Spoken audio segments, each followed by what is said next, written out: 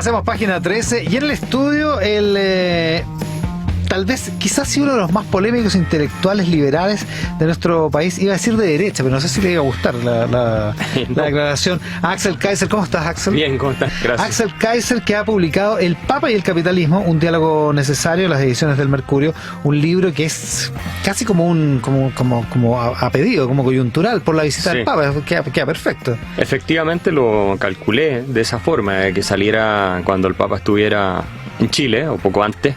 Hace mucho tiempo que vengo siguiendo yo a Francisco en sus declaraciones bastante polémicas sobre el capitalismo, el mercado, porque tienen impacto, tienen influencia, han generado también mucho escozor dentro de ciertos sectores de la Iglesia, y también de intelectuales católicos importantes. Por ejemplo, Michael Novak, que el famoso teólogo católico que fue muy cercano a Juan Pablo II, que antes de morir alcanzó a referirse a Francisco de manera amistosa pero crítica, o sea, con grandes diferencias en su análisis económico. Axel Kaiser, digamos que es abogado, es uno de los columnistas más importantes del país en estos momentos. Tiene columnas en el Mercurio y en el Diario Financiero, autor además de varios libros, y este es el último volumen. Partamos por lo primero. Tú no eres católico.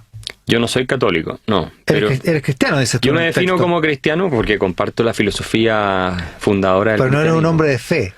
Soy un hombre de fe oportunista, creo cuando me conviene. En esa época yo comencé a leer sobre él y me saltó a la vista de que era un papa muy influido por el peronismo, por toda esta doctrina política que existe en Argentina en honor. El nombre viene del general Juan Domingo Perón, que gobernó el país varias veces. Que es una doctrina, ahora es un cajón desastre, porque cabe de todo ahí. Cabe de todo, pero el común denominador es que es una visión... O sea, digo, hay peronistas de derecha y peronistas de izquierda. Sí, pero todos comparten una cosa, que es esta visión, entre comillas, populista de la sociedad. O sea, que hay un grupo que supuestamente abusa de todos los demás y por lo tanto el rol del Estado es reivindicar, proteger, incluso redistribuir riqueza masivamente, fortalecer los sindicatos, la economía media mixta entre el Estado y el sector privado. No es la cosa socialista planificada.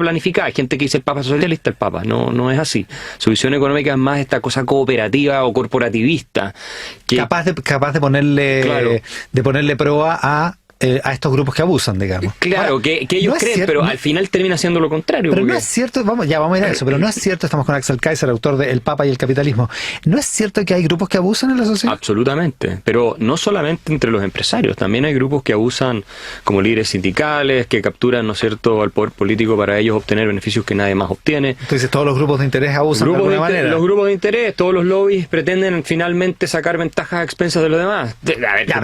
Hasta los músicos chilenos hoy día tienen una cuota que les protege la competencia internacional, que las radios están obligadas a transmitir música a los chilenos. ¿Eso no es un abuso? Así también es un abuso. Norma que respetamos profundamente aquí en esa radio. Bueno, lo mismo pasa, por ejemplo, el tema de Uber. Ahora que viene esta regulación...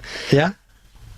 Que va prácticamente si se aprueba así como está planteada, a eliminar Uber o restringirlo dramáticamente. ¿A quién beneficia? A los taxistas tradicionales, perjudica. Entonces al final tenemos grupos de interés por todos lados. Ya, pero una cosa es que haya grupos de interés y otra cosa es que haya efectivamente algunas personas que tienen más poder, objetivamente tienen más poder que el poder económico. No, pero... O sea, digo, el poder del capital el poder consigue más que los taxistas de techo amarillo. No lo sé. Porque los taxistas de techo amarillo son un grupo político organizado que tiene una tremenda influencia y un tremendo poder. Y por eso, fíjate tú cómo se ha regulado Uber en otras partes del mundo, a tal punto que incluso en algunos lugares se ha ido Uber. Ya se ha eliminado, el servicio no existe. Y en algunos países no existe. En Alemania Uber no existe. Porque los taxis son tan poderosos. Ya, o sea, los taxis tienen mucho más poder que Uber, que es una empresa multinacional que vale decenas de miles de millones de dólares. ¿Te fijas? Entonces, los taxis organizados... Pero que no tiene ningún empleado. Y que tiene pocos empleados, claro, no es que tenga muchos empleados, pero tiene pocos empleados. Ahora, los sindicatos tienen más poder que las empresas, porque los sindicatos son muchas veces, desde el punto de vista del activismo político, más poderosos que las empresas. Pero ¿cómo van a ser más poderosos los sindicatos que las empresas?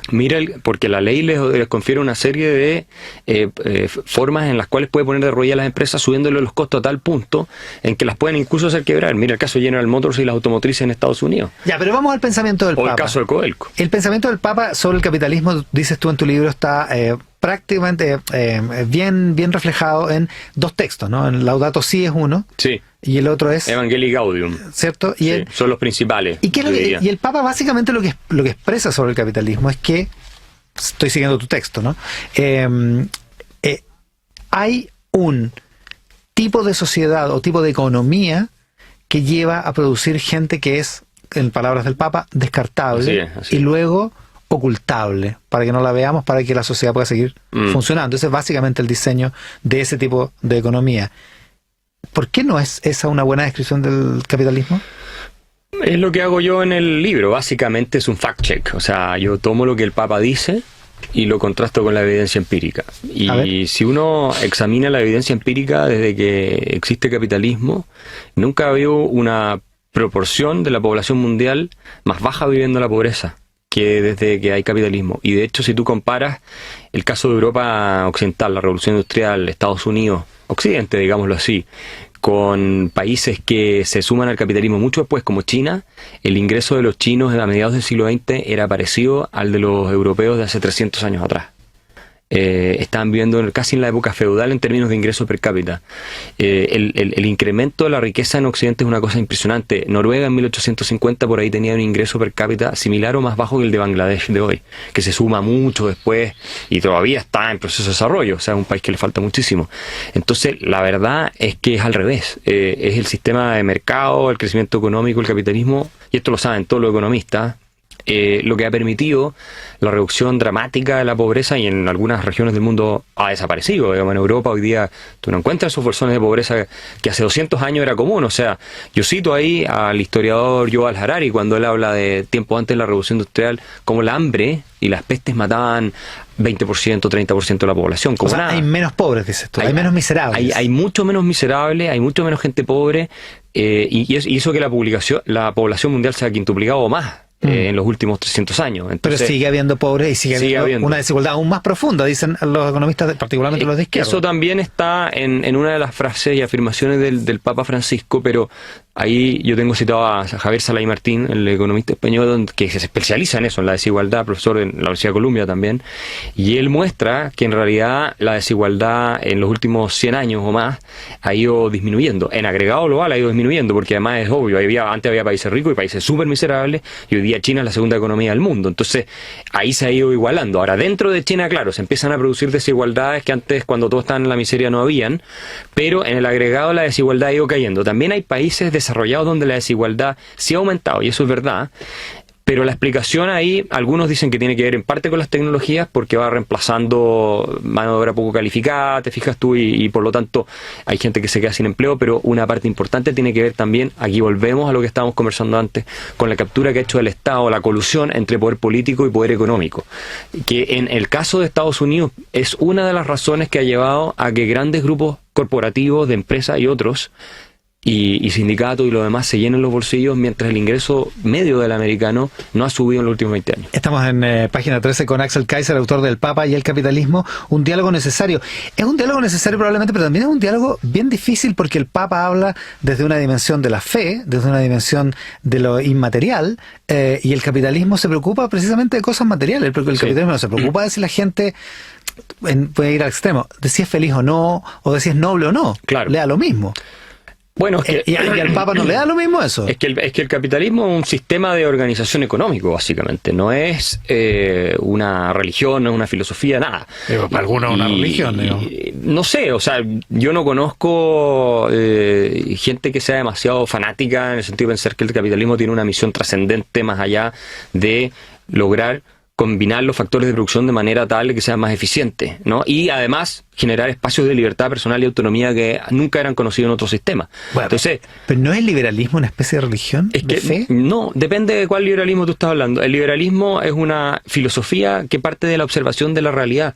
En economía parte del famoso padre del liberalismo económico bueno, Adam Smith, se supone. Pero lo que hace Adam Smith con su libro pionero, que es La riqueza de las naciones, ¿qué fue? El tipo dijo, a ver, observemos, por eso el libro se llama Una investigación acerca de la causa y el origen de la riqueza de las naciones. ¿A qué países les va bien, a cuáles les va mal? Mira, esta fórmula funciona, la otra no. Entonces no es una cosa de dogma a priori anterior a la evidencia empírica, sino que es algo que viene después, y por eso la importancia de corroborar que lo que dice la doctrina social de la Iglesia, lo que dicen los papas, tenga un correlato en la realidad. Y de hecho yo tengo un prólogo en este libro de un sacerdote argentino que es doctor en teología, profesor de la Universidad Católica, ya un gran intelectual, que él dice, es muy necesario este ejercicio porque la doctrina social de la Iglesia no es algo que está escrito en piedra, que no es inamovible, hay que irlo contrastando con la evidencia empírica, con razonamiento económico para irla perfeccionando, porque finalmente lo que se trata es de que los pobres superen su condición, no de tener compasión solo por los pobres, sino que superen su condición. Si es que el objetivo de la fe es solo que superen la condición de la miseria y de la pobreza. El punto es que, decíamos que el pensamiento respecto al capitalismo del Papa está en estos dos textos, Laudato Si y Evangelii Gaudium. Y tú citas uno de estos, del segundo texto, dice, algunos todavía defienden las teorías del derrame, lo que en Chile llamamos el chorreo, ¿no? Claro, eso lo dice Francisco. Que lo dice Francisco, que suponen que todo crecimiento económico, favorecido por la libertad de mercado, logra provocar por sí mismo mayor equidad e inclusión social en el mundo. Esta opinión, que jamás ha sido confirmada por los hechos, dice el Papa, expresa una confianza burda e ingenua en la bondad de quienes detentan el poder económico y en los mecanismos sacralizados del sistema económico imperante. Mientras tanto, los excluidos siguen esperando para poder sostener un estilo de vida que excluye a otros o para poder entusiasmarse con ese ideal egoísta. Se ha desarrollado una globalización de la indiferencia, que alude a esta teoría del descarte, ¿no? Esta teoría de que los más pobres, los marginados, son tan marginados que dejamos de verlos, los hacemos invisibles, los invisibilizamos socialmente. Pero fíjate, eso no es efectivo, porque donde más profundamente se ha arraigado el capitalismo, que es en las sociedades occidentales, hoy, o Japón, súmate esos países hasta hoy, Corea del Sur, no tienes muy poca gente marginada prácticamente, y los que son marginados más reciben tremenda asistencia del Estado para que no vivan muriéndose de hambre. O sea, donde tú tienes mucho más ese problema de los marginados es precisamente en países de África, Asia, incluso en sectores de América Latina, en que el capitalismo, como lo entendemos, ¿qué es lo que es el capitalismo? Un sistema de libre mercado, no entendamos mercantilismo, donde los grupos de interés capturan el Estado, se coluden con los poderes políticos para llenarse los bolsillos pesas del resto, que es el modelo argentino bajo el cual creció Francisco, y a veces parece el confundir capitalismo con eso, ¿no? Yo hablo de capitalismo competitivo.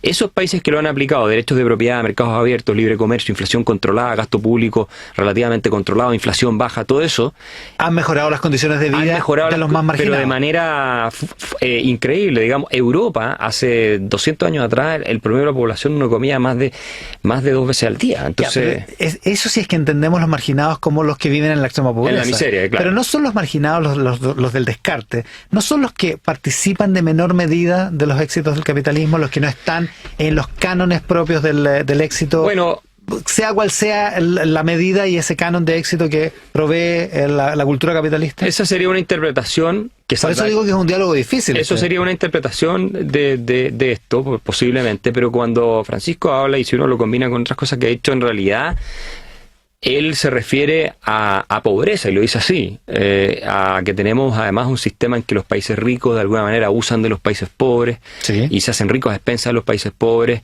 en esta globalización capitalista que también... Por eso no habría pobres en Europa ahora. Claro, que es una vieja tesis, la de Galeano, ¿no? La pena abierta de América Latina, ese tipo de cosas. De hecho, el The Economist comparó la retórica del Papa a veces con la de Lenin, que tenía esa tesis del imperialismo, ¿no? Que ahora, como Marx había fracasado en su predicción que los países industrializados iban a tener primero la revolución socialista, y porque los proletarios mejoraron su condición, entonces Lenin llegó y dijo, no, es que porque están explotando los países de la periferia. Entonces lo comparó eso.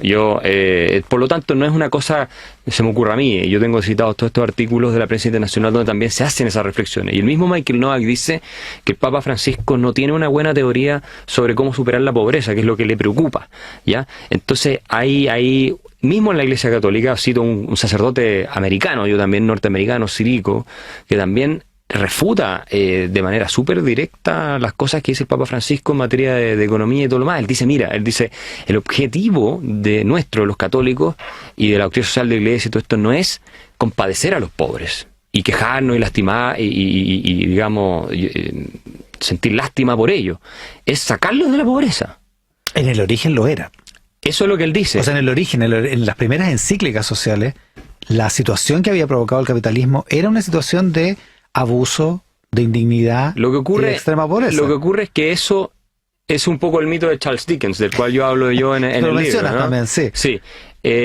Pero si tú comparas, obviamente las situaciones estaban lejos de ser ideales y había mucho abuso, pero si tú comparas la vida antes, en los campos, donde la gente se moría de hambre, y de cualquier plaga, y donde también había un montón de abusos, es que no era mejor la situación tampoco. Claro, uno lo compara con el estándar que uno tiene hoy día. Y uno dice, qué atroz esta cosa, claro, como veía la gente. Tú pasabas del estado feudal, donde había un señor feudal que vivía más o menos, porque tampoco... Que vivía más o menos, porque no tenía acceso ni a antibióticos, no había nada. Y los campesinos que vivían muy mal, y no tenían como para seguir con Dickens, el señor Scrooge, que vivía muy bien a pesar de su avaricia, o tenía la posibilidad de vivir muy bien, con su contador y con su familia que no tenía para comer en la Navidad, digamos.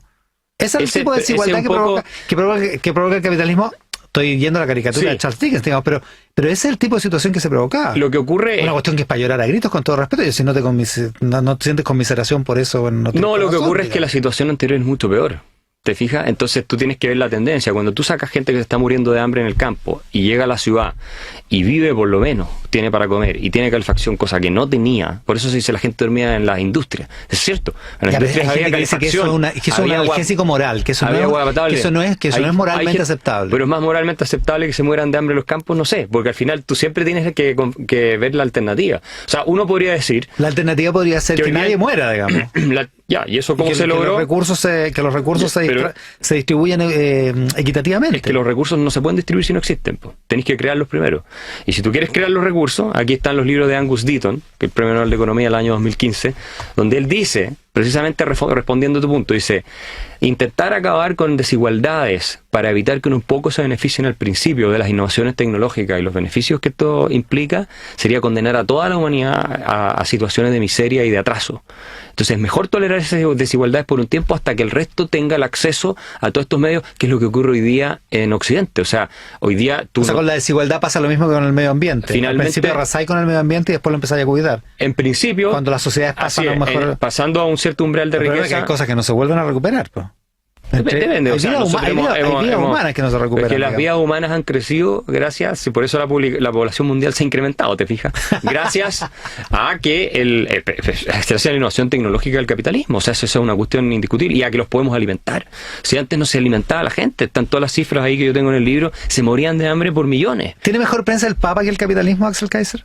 Absolutamente, absolutamente. Lo que pasa es que el capitalismo, además el nombre, un nombre que ya tiene mal prestigio de etiqueta por sí, por eso me gusta hablar de un sistema de libre emprendimiento a mí, porque eso es el capitalismo, donde la gente puede emprender, desarrollar su potencial, salir adelante, crear riqueza, y sin apoyo del Estado, sin coludirse con políticos para llenarse los bolsillos, pensar del resto, que es lo que pasa tanto en América Latina y otras partes, y ahora cada vez más en el mundo desarrollado. Y sin que las empresas grandes le impidan surgir a las chicas. Entonces, eso es lo que yo llamo un sistema de libre emprendimiento. Es lo que nos permite a todos estar donde estamos hoy día, en esta oficina tan maravillosa, te fijas, conversando con tecnología, tomando un vaso de agua, y la gente escuchando este programa sin estar pasando hambre y preocupándose de que su hijo se va a morir de gripe mañana, porque no tiene la vacuna, no tiene el antibiótico, o de alguna de esas enfermedades que hoy día para nosotros son una broma, por lo básicas que son, o que no tiene agua potable para tomar, o todavía hay regiones enteras del mundo... Esos avances son solo fruto del capitalismo. Son solo frutos del capitalismo. Si antes no había eso. Pero que las vacunas estén repartidas equitativamente es una labor del Estado. Es un avance del capitalismo, ¿sabes por qué? Pero si el Estado es el que distribuye esas vacunas, las compra en el mercado y las distribuye gratuitamente. Depende. Porque si no todos alcanzarían pero para tener vacunas. Pero el Estado, para poder hacer eso, tiene que sacarle esos recursos a alguien que los produjo antes. Y ese es el sistema capitalista.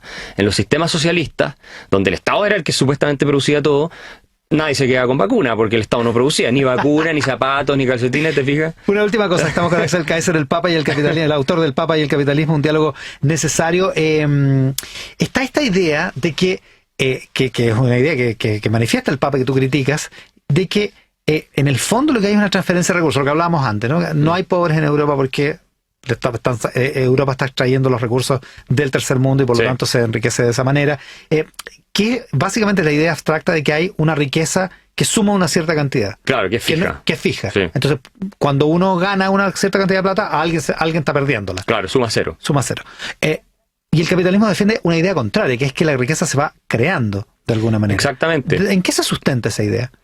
En la simple tesis de que todo lo que tú ves a tu alrededor, autos, computadores, celulares, todo lo que tú quieras, no existe en la naturaleza, no está dado. Alguien tuvo que crearlo. ¿Ya? La misma alimentación, el incremento de la productividad de las cosechas, gracias a la ingeniería genética de las plantas, gracias a la estrilladora, gracias a todo eso. El celular que yo tengo, ¿por qué la carcasa del celular que yo tengo no está extraída de el trabajo de un campesino en China. No, sí, la carcasa puede ser, pero lo que genera el valor, ¿qué es? ¿Es la carcasa o es el conocimiento que implica el iPhone, el celular? ¿Te fijas? Esa es la diferencia entre los países ricos y los países pobres. Si los países pobres estamos llenos de recursos naturales. Te lo pregunto de otra manera. ¿Por qué el gallo que estudió? ¿O por qué Steve Jobs?